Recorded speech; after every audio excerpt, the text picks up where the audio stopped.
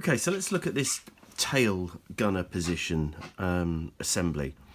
I can see why Airfix have done this, because I imagine that they're going to do an F, which has a slightly different tail gun position set up. You may have seen in the video what we did here. What I did here was to mask out the windows on the inside, spray now 56 to me 56 on the inside of these parts, and so that means that when you view it from the outside, you're going to get the correct interior colour. That's the thinking behind that. I mean, it's all a bit fiddly and a bit kind of annoying, really, but I can see that to save money or to save on costs, I guess that's why they've tooled it the way they have. It just would have been so much easier to have had these rear sections as part of the fuselage, and then just mask off the windows from the outside and so on. I think there's a couple of things that come to mind. I've just been looking everywhere to find the reference pictures to show it, although I can't at the moment find them. But of course, you've now got a big seam all the way down the top of this rear gun position, and for the life of me, I think that that's a glazed panel on the real thing, and of course it's impossible to replicate that now. There's a big join line down the middle of it. So that's another little sort of frustration, I suppose, but I can probably live with that, given that there'll be the rudder, the trailing edge of the rudder will kind of come around here somewhere, so that's not too bad.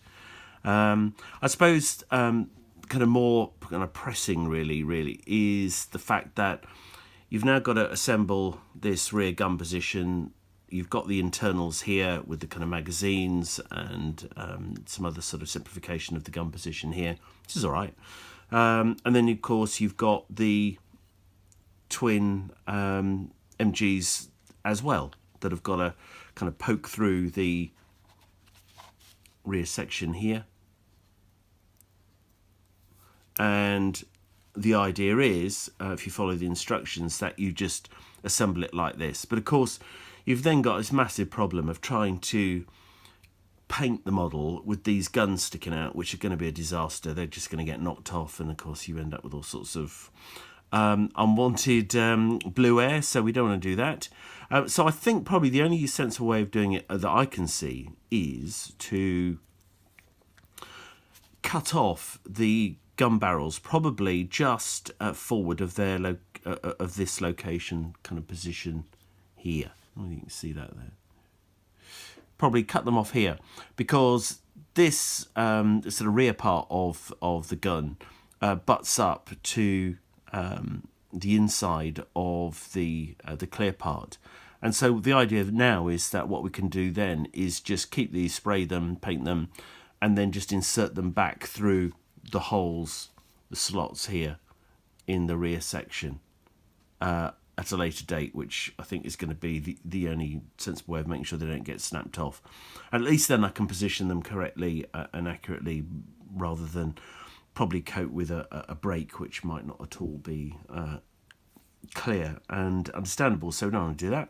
So that's the plan, and as you can see here from the instructions, so then we'll have this sort of semi-completed rear gun assembly position.